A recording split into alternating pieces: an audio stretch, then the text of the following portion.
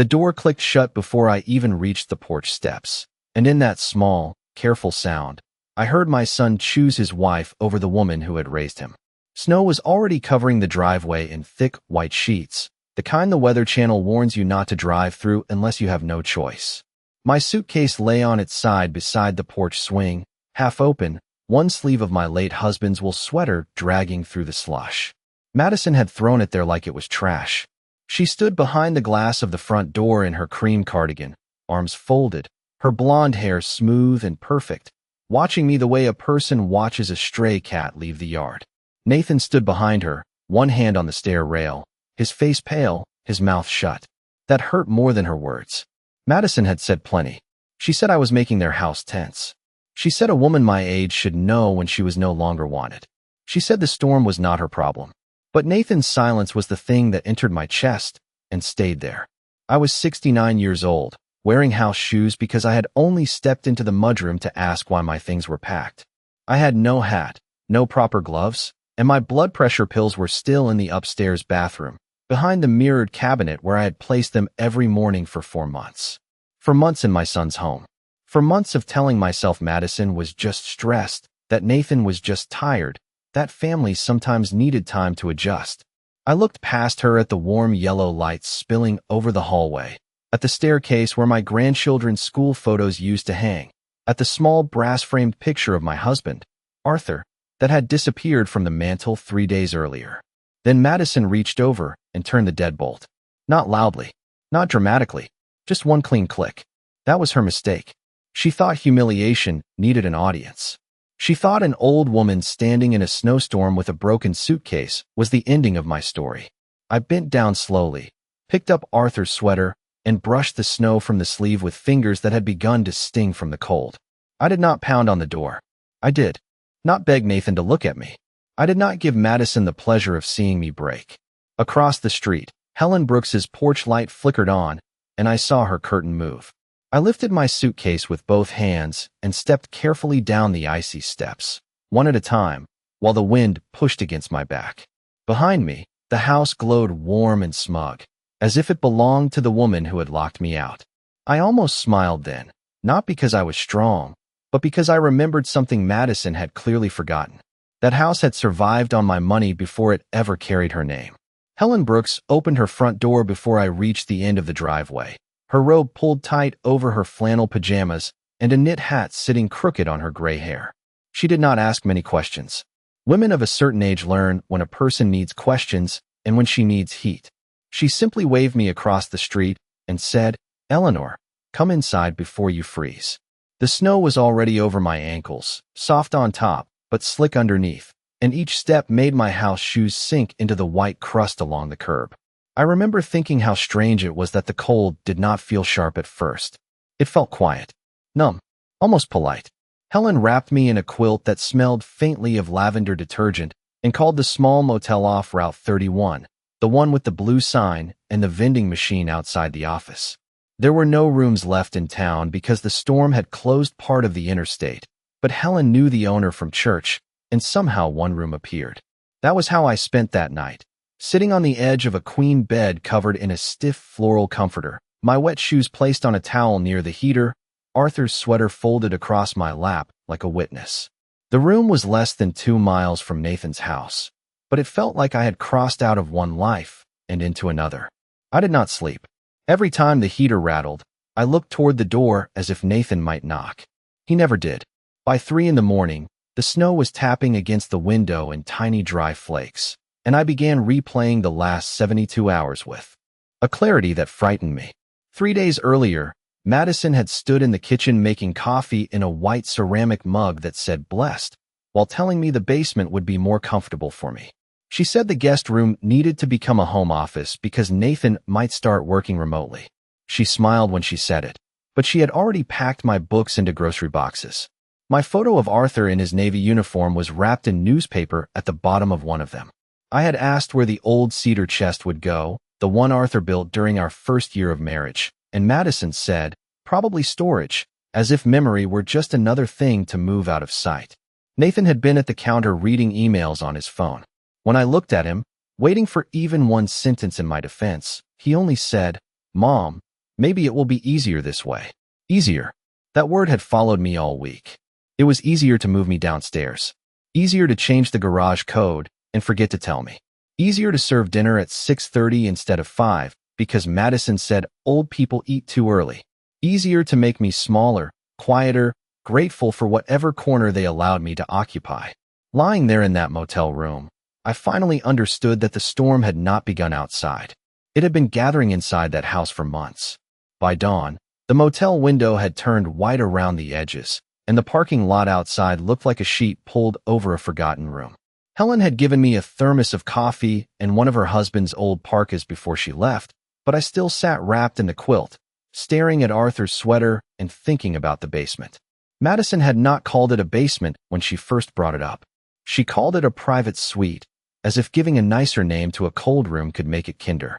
It was finished, yes, with beige carpet and a small bathroom near the laundry area, but it smelled faintly of cardboard, dryer sheets, and the paint cans Nathan kept behind the furnace.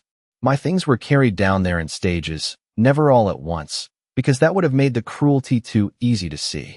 First it was my sewing basket, then my books, then the cedar chest, then the small lamp from Arthur's reading corner, the one with the brass pull chain he used every evening after supper. Madison said she was helping me simplify. She said at my age, too many belongings could feel overwhelming. I remember standing at the top of the basement stairs, watching Nathan carry down a box marked Mom in Madison's sharp black handwriting, and realizing she had labeled me like storage. That same afternoon, I noticed my chair missing from the kitchen table. Not an antique, nothing valuable, just the padded oak chair I had used every morning for coffee since moving in. In its place was one of Madison's tall, white stools from the breakfast island. When I asked about it, she said the old chair made the kitchen look crowded. Crowded. There were 4,000 square feet in that house, 3 empty guest rooms, a formal dining room used twice a year, and a sunroom filled with plants Madison forgot to water. But my chair made the kitchen crowded. Later, the garage code stopped working. I stood outside with 2 grocery bags cutting red marks into my fingers while snow flurries gathered on my shoulders, punching the same 4 numbers again and again. When Madison finally opened the door, she laughed lightly and said she had changed the code for security. I asked why no one told me. She tilted her head and said, "Eleanor, we cannot keep track of every little thing." Every little thing. My access to shelter had become a little thing. The next day, the framed photographs on the mantel were rearranged. Arthur was gone. So was the picture of Nathan and me at his high school graduation, where he had his arm around my shoulders and I was crying because he had received a scholarship. In their place were Madison's vacation photos, Madison's parents, Madison and Nathan smiling on a beach in Florida. When I looked for Arthur's picture, I found it face down in a drawer beneath a stack of takeout menus. I did not ask about it. By then, I had learned that Madison never removed a person all at once. She did it the way snow covers a road, inch by inch, until one morning you cannot see where the path used to be. The first real crack in Madison's perfect story appeared in the trash can beside the kitchen island, hidden under coffee grounds and a paper towel damp with lemon cleaner. It was late afternoon, 2 days before the storm, and I had come upstairs from the basement to wash my teacup because Madison said she preferred the downstairs sink not be used for dishes. Nathan was at work. Madison had left for Pilates, wearing black leggings, pearl earrings, and the kind of smile she used when she wanted the world to believe she had never worried about a bill in her life. I noticed the torn envelope because part of my name was on it. Not the full name. Only the last 4 letters of Whitaker showing through a smear of coffee, but after 69 years of opening household mail, a woman recognizes the shape of trouble. I stood still for a long moment, listening to the quiet hum of the refrigerator and the soft ticking of the wall clock. Then I reached into the trash and pulled out the pieces. There were 6 of them, maybe 7, torn carefully but not carefully enough. My fingers smelled like coffee as I spread them across the counter and began matching edges together. Blue Bank logo, Nathan's name, Madison's name, the property address. Then the words that made the room feel suddenly colder than the basement. Delinquent mortgage, final notice, property review. I read them twice. Then a third time. The numbers were worse than I expected. They were not a little behind. They were months behind. The elegant colonial with the white shutters, the heated driveway Madison bragged about, The kitchen with marble counters she told everyone had been designed by a private contractor. All of it was balancing on paperwork she had ripped apart and buried under garbage. I folded the pieces into the pocket of my cardigan and rinsed my cup as if nothing had happened.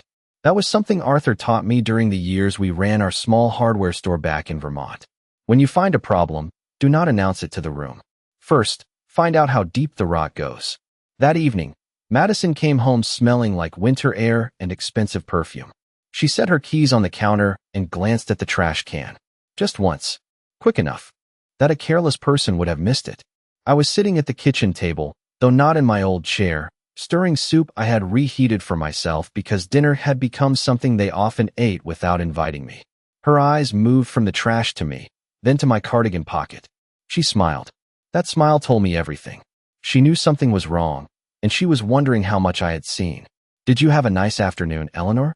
she asked, too brightly. I nodded and lifted my spoon. "Quite enough," I said. Nathan came home an hour later, tired and distracted, his tie loosened, his phone already in his hand. Madison intercepted him in the hallway before he reached the kitchen. Their voices dropped. I could not hear every word, but I heard enough. "Bank. Extension. Your mother." "Not now."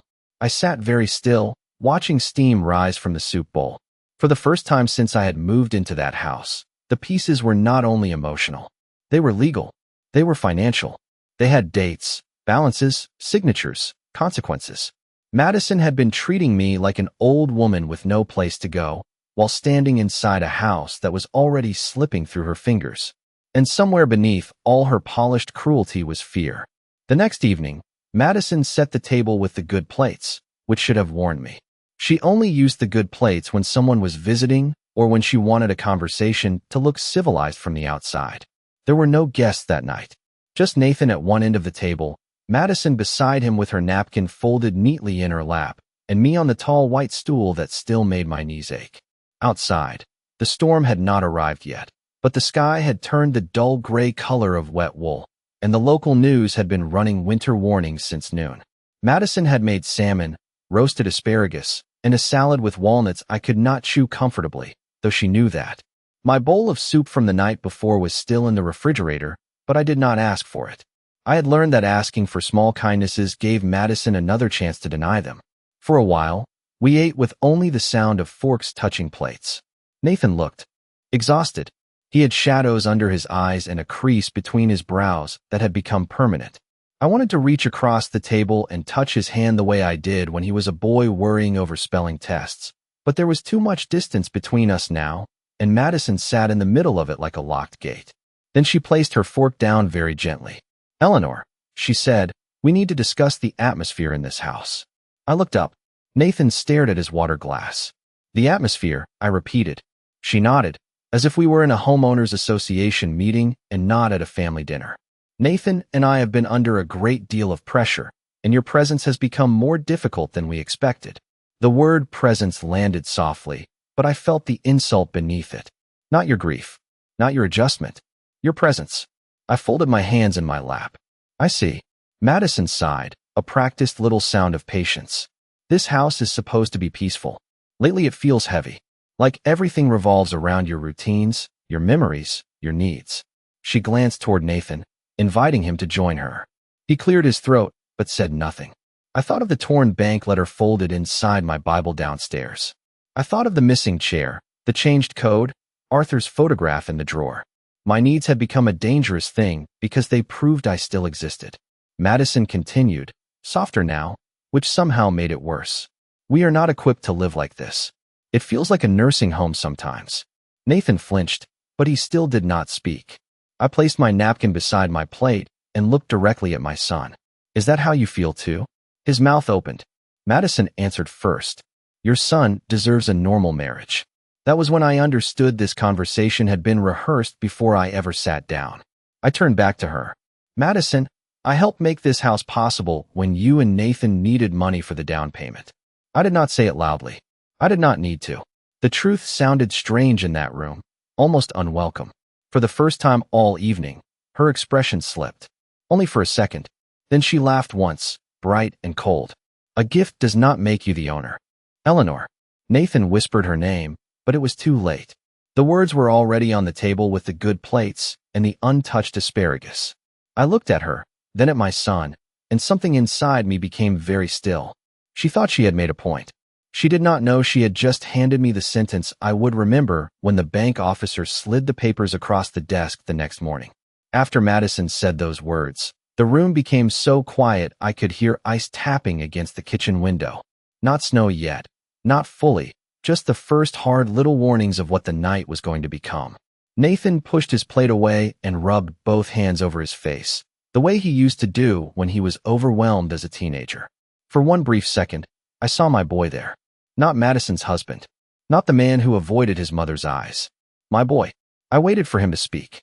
I waited for him to say that a woman who had sold her small house in Vermont, wired most of her savings, and moved across state lines to help him deserved more than a stool at the end of a table. He only whispered, "Maybe we should all get some rest." Madison's mouth curved, not quite a smile. She had won that round because he had let her. I stood carefully, carried my plate to the sink, and rinsed it under warm water while my hands stayed perfectly steady. That surprised me. I thought grief would shake. I thought betrayal would make noise. But sometimes the heart protects itself by becoming still. Downstairs, in the basement, I opened my Bible and removed the torn bank notice I had tucked between Psalms and Proverbs. Then I opened the small black folder I kept in the cedar chest. Arthur used to tease me for keeping paper copies of everything. Bank statements, wire transfers, warranty cards, property tax receipts from homes we no longer owned. Old-fashioned, he called me, kissing the top of my head. That night, old-fashioned felt like armor. There it was, clipped behind a receipt from the hardware store we once owned. The wire transfer confirmation for $185,000, sent from my account to Nathan and Madison's closing attorney 3 years earlier. Down payment assistance. Madison had called it back then, with tears in her eyes and both hands wrapped around mine. Family helping family. I remembered her hugging me in the parking lot outside the title office, her perfume sweet and expensive, her voice shaking as she promised I would always have a place with them. I touched the paper with 2 fingers. Always had lasted until the mortgage letters started coming. Above me, footsteps moved across the kitchen. Low voices. A cabinet opening. A door closing. Then Madison's voice, sharp enough to travel through the floorboards. "She needs to go, Nathan. Tonight." I did not move. I placed the wire transfer, the torn notice, and Arthur's old business card for Thomas Bennett into my purse. Thomas had handled Arthur's estate after the stroke took him. He was patient, careful, and the only lawyer I trusted. I did not plan anything dramatic in that moment. I did not imagine ownership papers or bank officers or Madison's face going pale over a deed. I only knew that if they were preparing to erase me, I needed proof that I had existed there. 10 minutes later, Madison came down the stairs holding my winter coat in one hand and my suitcase in the other. Nathan followed behind her, carrying nothing. She set the suitcase near my feet and said, "Eleanor, this arrangement is over." Outside, the storm had finally arrived. I looked at my son. He looked at the carpet. That was when I zipped my purse, put Arthur's sweater over my arm, and learned how cold silence could be. By 6:30 in the morning, the storm had softened into a gray, steady snowfall, and the motel parking lot was lined with ridges left by the plow. I had not slept more than 20 minutes. My purse sat on the small table beside the window, and every few minutes I opened it to make sure the papers were still there, as if they might vanish the way my chair had vanished from the kitchen, the way Arthur's photograph had vanished from the mantel. The office coffee tasted burnt, but I drank it anyway, holding the paper cup with both hands while I dialed Thomas Bennett's number from the business card Arthur had kept for years. His secretary answered first. When I said my name, there was a pause, then a softening in her voice. "Mr. Bennett can speak with you in 10 minutes, Mrs. Whitaker." I sat on the edge of the bed and watched snow slide down the glass in thin white streaks. 10 minutes can feel very long when your life has been pushed into a suitcase. When Thomas came on the line, his voice was older than I remembered, but still steady. "Eleanor," he said, "what happened?" I told him only what mattered. Not the insults. Not the locked door. Not Nathan looking at the carpet instead of at me. I told him about the bank notice, the mortgage language, the wire transfer, and the fact that I had been removed from the house during a winter storm without my medication. He was quiet for several seconds. Then he asked, "Do you still have the original transfer confirmation?" "Yes," I said. Do you have anything in writing from Madison or Nathan acknowledging that money was for the house? I closed my eyes. There were emails, I told him, from the closing week. Madison thanking me. Nathan saying they could not have secured the property without my help. Thomas exhaled slowly. Good. That word did not sound comforting. It sounded like the first board laid across a broken bridge. He told me to call the bank listed on the torn notice and ask for the loss mitigation department. He told me not to accuse anyone, not to threaten anyone, not to mention family conflict. Just facts, dates, amounts, my relationship to the original down payment. Then he said he would meet me at his office by 10 if the roads were passable. Helen drove me. She arrived in her old Subaru with a scraper in one hand and 2 egg sandwiches wrapped in foil on the passenger seat. She did not talk much on the way, and I was grateful. The town looked half erased under the snow. Mailboxes leaned under white caps. Stop signs were rimmed with ice. At every intersection, I thought about turning back, not because I wanted to return to Madison's house, but because some part of me still wanted Nathan to call first. He did not. At the bank, a woman named Caroline Hayes listened while I placed the torn notice and transfer confirmation on her desk. She had kind eyes and a careful mouth, the kind people use when they know bad news must be handled neatly. She typed for a long time. Then she turned her monitor slightly away, not to hide it from me, but because the facts on it belonged to accounts I was not listed on. Mrs. Whitaker, she said, I cannot disclose private loan details without authorization. I understand, I replied. She looked at the papers again. But I can tell you this much. The property is under active review, and there may be options available through legal channels if you have an attorney representing your financial interest.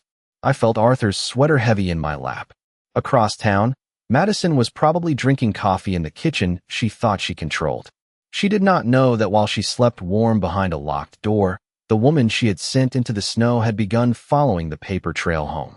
Thomas Bennett's office sat above a pharmacy on Main Street, with old radiators under the windows and framed law degrees that had yellowed slightly at the edges.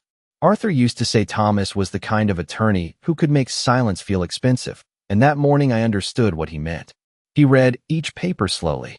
The torn bank notice, the wire transfer, the emails I had pulled from my account on Helen's phone because my hands were too cold to type well. Madison's old message was still there, sent 3 years earlier at 11:42 at night, full of heart emojis and gratitude she no longer remembered writing. Eleanor, you saved us. This house would not have happened without you. I watched Thomas print it and place it on top of the stack without a word. Evidence does not need decoration. By noon, Caroline Hayes had joined us by phone, and the careful language began. Loss mitigation, financial interest, delinquency, potential third-party resolution, legal trust structure. Words that would have sounded cold to me the day before now felt clean. Nobody raised a voice. Nobody insulted anyone. Nobody mentioned Madison's cream cardigan or Nathan's empty stare. We stayed with facts, numbers, dates, transfers, property records.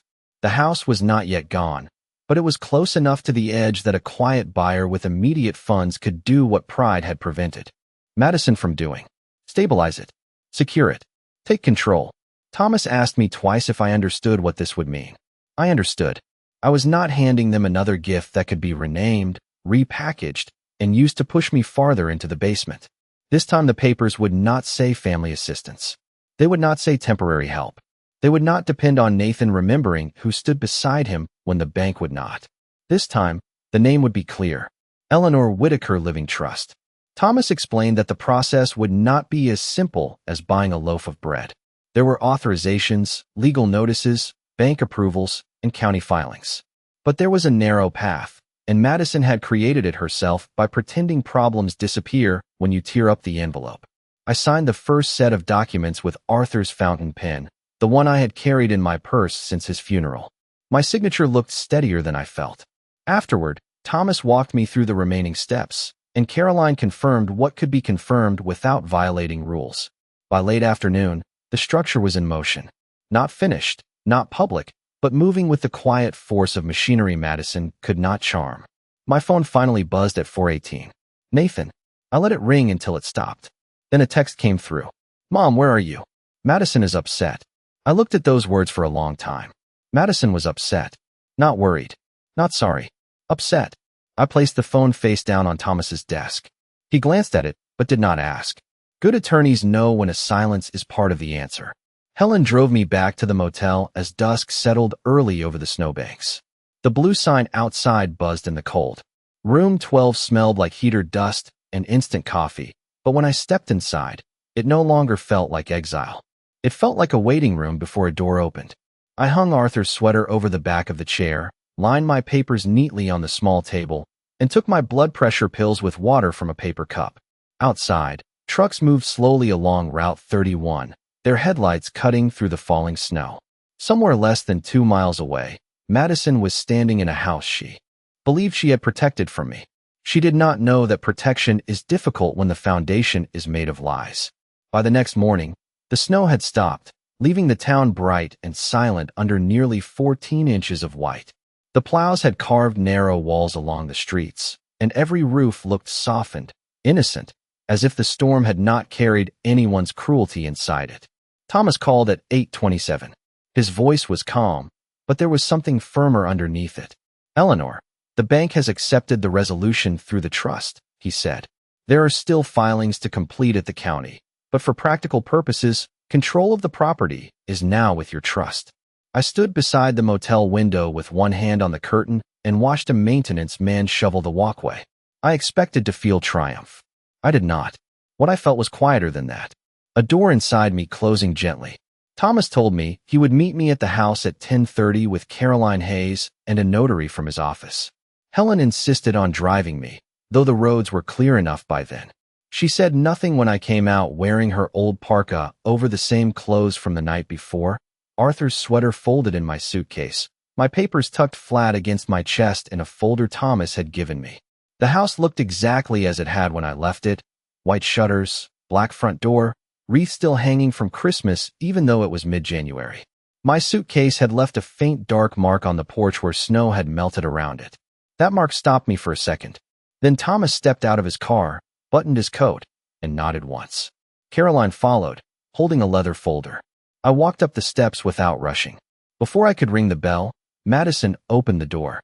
She wore a soft blue sweater and full makeup, as if she had been preparing for an apology she could reject. Her eyes moved from me to Thomas, then to Caroline. Her smile tightened.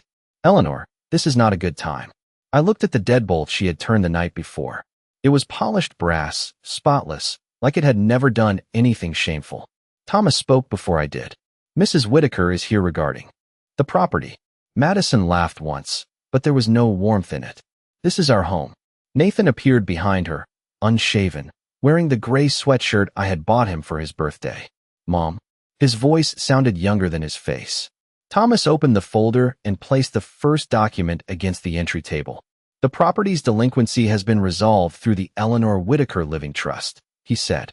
"Further documentation will be filed with the county clerk, and all future communication regarding occupancy or financial arrangements will go through this office." Madison stared at the papers. Her eyes moved quickly, searching for a mistake, a trick, a place where the world still belonged to her. She found my name instead. Nathan stepped closer and whispered, "Mom, what did you do?"